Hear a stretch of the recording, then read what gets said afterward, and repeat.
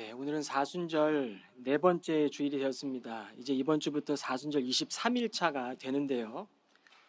사순절에 주신 하나님의 기쁨이 있고 은혜가 있습니다. 여러분 그 은혜의 귀한 절기를 풍성하게 누리시기를 주님의 이름으로 축복합니다. 눈을 뜬 사람들이란 제목으로 말씀을 나누겠습니다. 오늘 설교를 준비하며 나면서부터 맹인이었던 이 사람이 눈을 뜬 후에 이 사람의 마음보다는 눈을 뜨기 전에 지녔을 그 마음을 생각하면서 설교를 준비했습니다. 날 때부터 맹인이었던 이 사람, 그는 세상에 태어난 그 순간부터 캄캄한 어둠이었습니다. 오늘 본문에 보면 제자들이 예수님께 이렇게 질문하죠. 왜 이 사람은 나면서부터 눈먼 사람이 되었습니까? 이 사람의 죄 때문입니까? 아니면 그 사람의 부모의 죄 때문입니까? 그런데 예수님의 답은 제자들이 예상한 것과 달랐습니다. 그가 나면서 맹인이 된 것은 이 사람도 아니고 이 사람의 부모의 죄를 져서도 아니다. 그 사람에게서 하나님의 일이 드러나도록 하기 위함이다 라고 말씀하십니다. 예수님이 왜라는 질문에 답하지 않으십니다. 그리고 하나님이 하실 일들에 대해서 말씀해 주십니다. 그런데 우리는 평생 원인이 무엇이고 이유가 무엇이고 인과응보에 따른 그런 여러 가지를 우리는 늘 학습받으며 살아갑니다. 하나님이 나에게 허락하신 지금을 바라보기보다 내게 지금 왜 이런 일이 일어났는지 고민하고 보이지 않는 그 길 위에서 이 길이 맞을까? 내 눈이 정말 떠지는 걸까? 끊임없이 질문하게 됩니다. 그 삶의 무게를 안고 우리는 매일매일 하루를 시작하지 않습니까? 그런데 오늘 이 눈을 뜬 사람이라는 제목의 말씀의 설교는 복음의 능력입니다. 복음의 능력은 어떻게라는 이 how라는 세상의 수많은 방법, why라는 왜라고 하는 내가 이제껏 정해놓은 그 믿음의 전제, 믿음의 그 확신을 내려놓고 지금 이 예배를 통해 주님께서 우리에게 어떤 일을 하고 계시는가에 집중하는 것입니다. 그때 비로소 우리는 이전에 알던 말씀도 새롭게 들려오기 시작할 것입니다. 오늘 본문은 두 가지를 보여주고 있습니다. 지금 누가 그의 눈을 열고 계시는지, 하나님의 일하심을 보는 시선이 어떻게 새롭게 바뀌어졌는지. 첫째는 믿음의 눈을 뜬 사람들은 현실의 고통을 다르게 읽어내는 시선을 지니게 됩니다.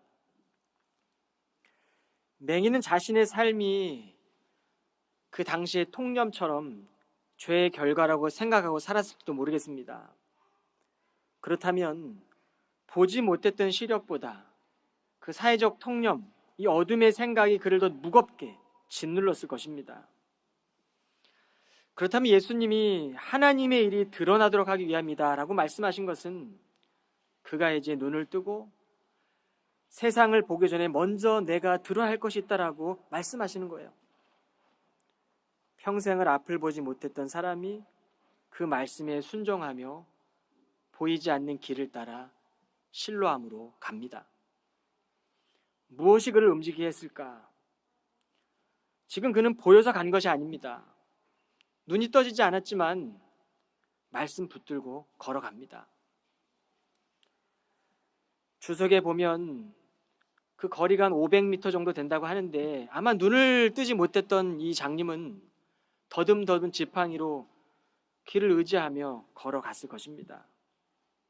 과연 내가 눈을 뜰 수 있을까라는 이 생각이 아니라 말씀만을 의지하며 걸어간 것입니다. 여러분 그 실로암 연못에서 말씀대로 순종하고 눈을 씻었을 때 그가 뜨고 본 세상은 완전히 새로운 세상이었습니다. 이것이 바로 복음입니다. 과거의 연장선에 있는 것이 아니라 옛 생활은 완전히 끝이 나고 회복으로 나아가게 되는 길입니다. 예수님은 한 사람의 고통 속에서 전혀 다른 것을 보셨습니다. 이 고통의 원인이 아니라 하나님께서 자신을 보내신 그 목적을 따라 그에게 하나님의 뜻을 보이신 것입니다. 우리는 동일한 시대를 살아가고 있고 같은 이 땅에서 우리는 살아가고 있지만 모두가 향하는 시선은 저마다 다를 겁니다.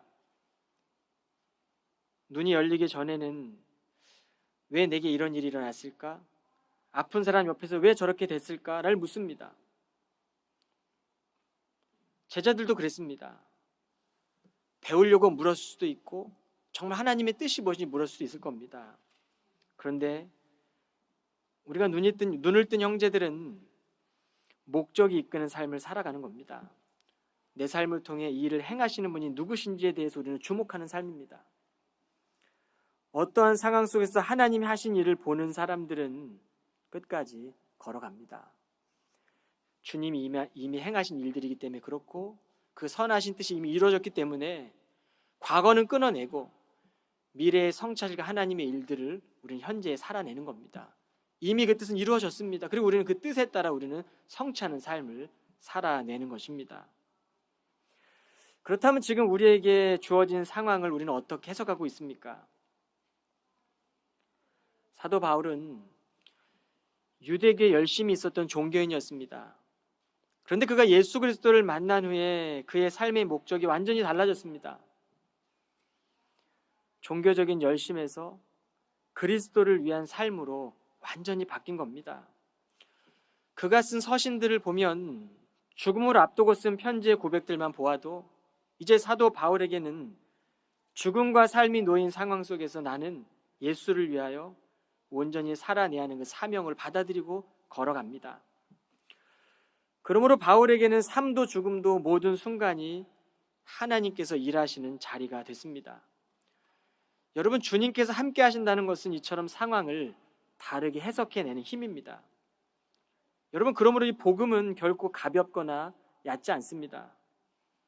하나님의 뜻 안에서 우리의 온 생애가 주님과 함께 걷는 삶이기 때문에, 주님이 우리와 함께 계시기 때문에 오늘 주님 우리에게 말씀하시는 겁니다. 두려워하지 말아라. 과거의 상처로 인해 낙심하지 말아라. 넘어질 때조차 내가 너를 일으켜 세울 것이다. 내가 너와 함께 할 것이다. 이것이 바로 복음입니다. 그 하나님의 사랑은 죽음조차 끊을 수 없고 우리가 아무리 연약해진다 할지라도 언제나 우리와 함께 하십니다. 그러므로 우리는 담대하게 주님의 일을 따라가게 됩니다.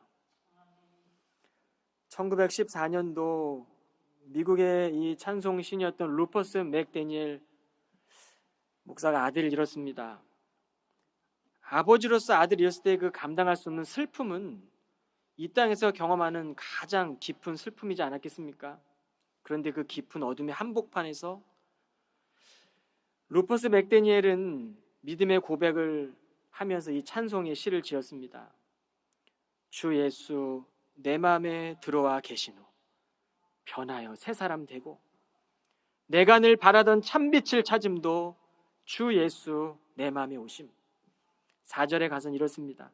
사망의 음침한 골짜기 가다가 밝은 빛 호련히 비쳐 저 멀리 하늘문 환하게 보임도 주 예수 내 마음에 오심. 여러분, 이 고백이 아들을 잃었던 그 비참했던 그 어둠 속에서 참빛을 찾은 사람의 터져나오는 고백입니다. 예수를 믿고 보니 세상이 왜 어둠인지, 예수를 믿고 보니 왜 세상이 주님의 참빛 되심을 거부하고 인정하지 않은지 우리는 보게 되지 않습니까? 그러므로 눈을 뜨고 시선을 바뀐 사람들 안에는 고통에 들어올 자리가 없습니다. 주님이 허락하신 사랑이 너무 크기 때문에 그 복음 안에는 기쁨만이 존재하는 것입니다. 복음은 우리의 시선을 언제나 하나님께서 예배하시는 그 미래를 향하게 하고 현재의 삶을 십자가의 그 능력으로 살아내게 합니다. 모든 사람들이 자신을 위한 삶을 향해 분주히 나아갈 때, 그때에도 그 한복판에서도 아무도 우리를 주목하지 않는다 할지라도 눈을 뜬 사람은 주님을 위한 일에 자신의 생명을 다합니다. 여전히 과거에 짓눌려 아파하는 사람에게 복음을 전하고 도와야 할 사람을 바라보며 하나님께서 그들을 위해 일하실 것을 믿음으로 바라보고 행하는 것입니다. 제자들은 지금 누구의 죄입니까? 이 사람의 죄입니까? 아니면 이 부모의 죄입니까? 라고 물었지만 예수님은 누구의 죄도 아니다. 하나님의 영광을 드러내기 위함이다. 그렇다면 예수님의 사람들은 어떠한 자리도 보내신 이를 드러내는 영광의 자리로 바꾸는 사람들입니다. 둘째는 하나님의 일하심을 보는 것입니다. 영적인 눈을 뜨고 보는 것입니다. 고개를 들고 말씀을 듣는 거예요. 내게 주시는 그 말씀으로 듣는 겁니다. 오늘 이 시간에 내게 꼭 필요한 말씀으로 주시는구나, 이 말씀으로 우리가 듣는 거예요. 창세기 창조 기사를 보면 하나님 인간을 흙으로 빚으십니다. 그런데 예수님은 태어날 때부터 맹인됐던 이 사람을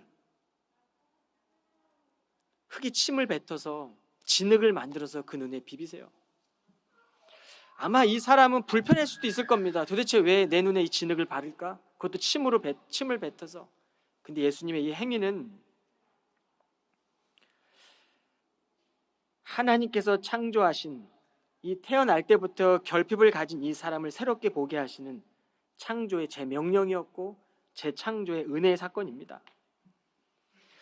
어쩌면 이 사람은 창조하신 하나님께서 왜 자신만은 이렇게 빚으셨을까라는 상실감과 결핍 속에 살아갔을 겁니다. 그런데 그 눈에 진흙을 개어 바르시고 실로암 못에 가서 씻으라라고 말씀하시는 것은 내가 너를 다시 창조하겠다. 내가 너의 눈을 뜨게 할 것이고 내가 새로운 세상을 너에게 허락할 것이다. 이게 바로 복음입니다. 오늘 말씀을 듣는 이 자리에 저와 여러분에게 주님께서 말씀하십니다.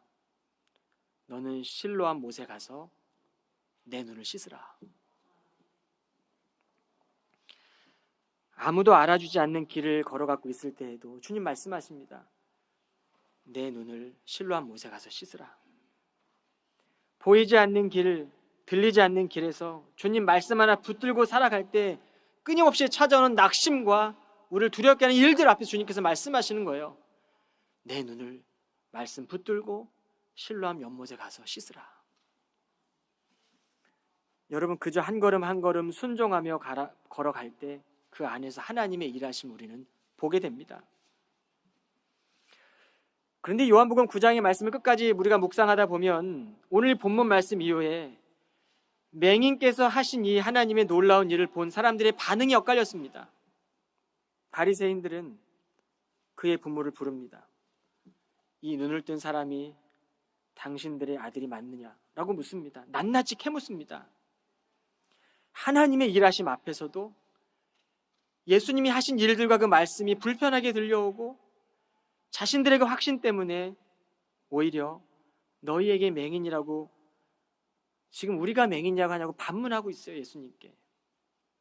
보고 있으면서도 내가 확신했던 그 전제 때문에 보지 못하고 듣지 못했던 것입니다. 그들에게 예수님이 41절 이렇게 말씀합니다. 차라리 당신들이 맹인이라면 죄가 없었을 것이요. 그러나 당신들이 지금 본다고 주장하니 당신들의 죄가 그대로 남아있어.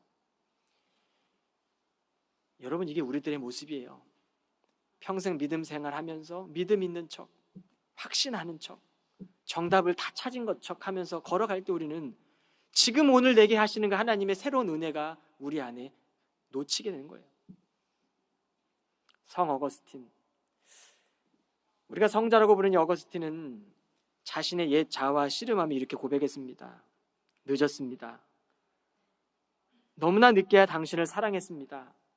당신은 내 안에 계셨는데 나는 밖에 있었습니다. 당신은 빛나고 계셨는데 나는 눈이 멀어 보지 못했습니다. 이게 성자 어거스틴의 고백입니다. 세상의 빛으로 오신 예수 그리스도 이미 오셨어요. 그리고 지금도 우리 가운데 계속 찾아오십니다. 그런데 우리 안에 갇혀 있으면 우리는 다시 찾아오시는 주님을 볼 수가 없어요. 이건 우리들의 이야기입니다. 차라리 당신들이 맹인이었더라면 죄가 없었을 것이요. 예수님의 말씀입니다. 하나님이 일하시는 방법은 언제나 우리의 생각을 넘어섭니다. 우리가 이제껏 생각했고 우리가 이제껏 확신했던 것을 넘어서는 하나님 말씀, 그 말씀 앞에 우리가 서야 합니다. 하나님의 말씀은 우리 안에 여전히 살아있는 자기의 의까지 무너뜨리시는 그 십자가의 길을 걸어가셨습니다. 그리고 그 뜻을 이루셨어요. 그러므로 여전히 죄 흔적이 남아있는 우리 가운데 끊임없이 올라오는 옛 자아가 있을 때마다, 옛삶으로 돌아가고 싶을 때마다 주님께서 허락하시는 눈을 뜨고 은혜에 이끌리는 삶을 살아가십시오. 은혜는 생명입니다. 우리가 그리스도와 함께 죽었다면 이제 그분과 함께 다시 살아날 것임은 분명합니다. 그러므로 나의 의로움을 완전히 내려놓고 우리가 완전히 죽어질 때 비로소 우리를 통해 주님께서 일하시는 것입니다. 우리 안에 돌 같은 마음이 생겨날 때마다 다 제거해 주시고 살처럼 부드러운 마음으로 바꿔주시고 하나님의 뜻을 이루어가는 사람으로 빚어가시는 거예요. 진흙을 빚으셨던 그 예수님이 우리의 눈에 흙을 바르시고 다시 눈을 떠야 한다. 그리고 실로암 목까지 걸어가라. 복음의 능력으로 새 삶을 받았던 그 자리입니다. 그러므로 우리는 우리가 누렸던 그 첫사랑의 자리로 다시 돌아가야 돼요. 우리가 감격했던 그 말씀의 자리로 돌아가야 합니다.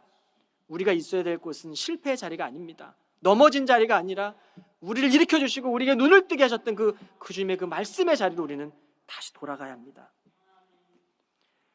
우리의 힘으로 걷는 길이라면 누구도 이 길에서 자유할 수가 없겠죠. 그러나 주님이 함께 걸어가신 길이시고 주님의 자기의 권리와 그 능력을 다 내려놓고 우리를 위해 십자가를 지셨던 그 길이기 때문에 우리가 걸어갈 수 있는 것입니다. 예수님께 마음의 문을 열고 눈을 뜬 사람들은 주님께서 그 끝까지 은혜의 문을 여시고 우리를 그곳으로 더 깊게 이끌어 가실 것입니다. 그리고 우리를 통해 하나님의 일을 행하실 것입니다. 그러므로 이 눈을 뜨게 하신 사건은 단 한 사람의 사건이 아닙니다. 저와 여러분에게 일어나야 될 사건이고 일어난 사건이고 세상의 미움을 사랑으로 이기신 사건이고 세상에 짙게 깔려있는 그 어둠 속에서도 하나님의 의로 뒤집어진 사건입니다. 우리의 믿음 생활도 그렇습니다.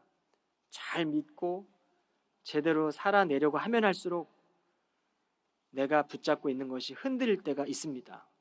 외로운 여정이라고 느껴질 때도 있습니다. 그러나 걸어가십시오. 정직하게 살아갈수록 손해보는 것 같고 가정과 교회 일터에서 나 혼자만 씨름하며 무릎 꿇고 있는 것 느껴지는 그때에도 홀로 서 있는 그 밤에도 끝까지 주님 바라보시고 걸어가야 합니다. 아무도 없는 그 자리, 세상에서 버림받고 가장 낮아졌던 그 자리에서 주님은 부활하셨습니다. 여러분, 예수 그리스도를 우리는 그곳에서 만나게 되는 것입니다. 그리스도를 향한 그 갈망이 있을 때, 가난한 마음으로 주님을 바라볼 때 우리는 부욕해 하시는 그리스도의 부활의 영광을 우리가 경험하게 됩니다. 우리는 모두가 다 홀로 선 자리가 있습니다. 실로암은 세상의 아픔 가운데서도 살아가다가 서로의 안부를 물어주고 그리스도의 사랑으로 안아주고 서로를 세워주는 바로 그런 공동체입니다. 예수 그리스도께서 우리를 찾아오신 그 사랑으로 함께하는 실로암이 바로 우리의 교회고 우리의 가정이고 우리의 일터가 되어야 합니다. 여러분, 오늘 예수님께서 우리에게 실로암 연못에 가서 씻으시오라고 다시 말씀하십니다. 이제 우리의 삶에 말씀으로 순종하는 믿음을 다시 붙잡으십시오. 보이지 않아도, 확실하지 않아도 말씀 붙들고 살아내십시오. 이제 토요일 사순절 현장 새벽기도가 3번 남았어요. 지난 토요일 청년 임원들이 특송을 했는데 주의 자녀로 산다는 것이라는 찬양을 불렀습니다. 그런데 제게 두드렸던 말씀은 주의 자녀로 산다는 것은 불 가운데로 걸어가는 것, 폭풍 가운데 무너질 때에도 주님 곁에 함께 하시네. 주님의 자녀로 산다는 것은 나도 그들을 용납하는 것, 나를 위해 달리신 십자가 사랑, 그 사랑으로 살아가는 것. 여러분, 주 예수를 믿고 불 가운데로 뛰어가십시오. 세상의 폭풍 한복판으로 뛰어가십시오. 그곳에 주님 계십니다. 우리가 매일 평범한 일상을 살아가면서 아무 일 없는 하루를 꿈꾸지만 주의 자녀로 살아간다는 것은 내 삶의 불 가운데서도 걸어가는 것이고 폭풍 가운데서도 살아가는 것이고 그들을 용납하는 것입니다. 여전히 두렵고 낙심되는 상황이 찾아오더라도 우리는 주의 자녀로 걸어가는 것입니다. 날 때부터 보지 못했던 이 사람이 실로암 연못에서 눈을 씻고 돌아왔을 때 그가 본 것은 그를 신문하는 바리새인들, 그의 부모를 불러서 낱낱이 캐묻는 바리새인들, 그가 둘러싸고 있던 그 이웃들도 다 외면하는 모습이었습니다. 그런데 주님만은 그를 찾아가셨고 그와 함께 하셨습니다. 4절에 보면 주님께서 우리에게 하시는 말씀이에요. 해가 있는 낮 동안 우리는 나를 보내신 분의 일을 해야 한다. 밤이 오면 그때는 아무도 일할 수 없다. 여러분, 우리 모두는 다 제한된 시간을 살아갑니다. 그런데 우리는 새롭게 눈을 뜬 사람들입니다. 그렇다면 우리가 바라봐야 될 것은 세상의 성공이나 세상의 위로가 아니라 그리스도를 만난 우리가 바라봐야 될 것은 그리스도를 바라보고 그리스도가 걸어가신 길, 주님이 이루셨던 그 사명, 못다한 사명 우리가 이루어드리는 거예요. 홀로 있는 그 자리에서도 하나님 바라보며 걸어가는 겁니다. 지금도 하나님은 우리 각 사람의 이름을 다 부르시며 찾아가세요. 그리고 여러분의 삶의 중심이 은혜에 이끌리도록 지금 부르십니다. 이끌고 계십니다. 보이지 않는 곳에서 묵묵하게 마음을 함께 해주는 이들이 우리 곁에 많이 있어요. 나의 이름을 지금도 부르며 눈물로 기도해 주는 이들이 있습니다. 그리고 주님께서 우리를 위해 기도하십니다. 주님께서 땀이 피가 되도록 우리를 위해 기도하셨어요. 그러므로 그 말씀 붙들고 우리도 실로암으로 가야 합니다. 우리도 말씀 앞에서 한 걸음씩 한 걸음씩 걸어가는 것입니다. 오늘 요한복음 9장 말씀에 보면 실로암은 보냄을 받은 자다라고 기록되어 있어요. 우리는 모두가 다 보냄받은 사람들입니다. 우리 예배를 통해 하나님께서는 우리를 보내기 원하세요. 주일날 예배하고 난 후에 세상과 일터를 향해 세상 끝까지 나아가길 원하십니다. 먼저 우리가 그리스도의 말씀을 듣고 우리의 영적인 눈을 뜨고 세상으로 보냄받는 것입니다. 이 순서가 바뀌면 안 돼요. 내 힘으로 우리가 세상 가서 볼 수 있다고 생각하는 우리는 철저하게 무너질 겁니다. 먼저 우리가 하나님의 영광을 드러내기 위한 일이라는 사실을 우리가 깨닫고 보냄받는 것입니다. 우리의 눈을 열어주신 분이 바로 예수 그리스도입니다. 이 예수님의 마지막 그 명령을 따라 살아가는 우리들, 너희는 가서 지키게 하라. 가르쳐 지키게 하라. 복음을 선포해라. 너희는 섬겨라. 너희는 주 안에서 교제하라. 이것이 바로 교회에게 주시는 하나님의 사명입니다. 하나님 앞에 겸손하게 엎드리는 순종의 여정이 바로 눈을 뜬 사람들의 여정이에요. 우리는 답을 알고 있는 사람들이 아닙니다. 답을 찾아가는 사람들입니다. 보냄받은 성도의 삶을 겸손하게 또 담대하게 살아가시길 주님의 이름으로 간절히 축원합니다. 기도하겠습니다. 참 좋으신 하나님, 이 시간 우리의 닫힌 눈을 열어주옵소서. 우리가 이전에 알지 못했던 은혜의 세계를 인도해 주시고 고통의 원인만 묻던 우리의 시선을 돌이키게 하시고 주의 손이 이기신 그 진흙 위에 우리의 삶을 올려놓게 하옵소서. 이제 보이지 않아도 순종하겠습니다. 믿음으로 행하겠습니다. 실로암으로 걸어가는 우리 사랑하는 성도들의 걸음걸음을 믿음으로 내딛는 우리 사랑하는 성도들의 믿음의 발걸음을 축복하여 주시고 놀라운 일들을 보게 하여 주옵소서. 예수 그리스도 이름으로 축복하며 기도하옵나이다. 아멘.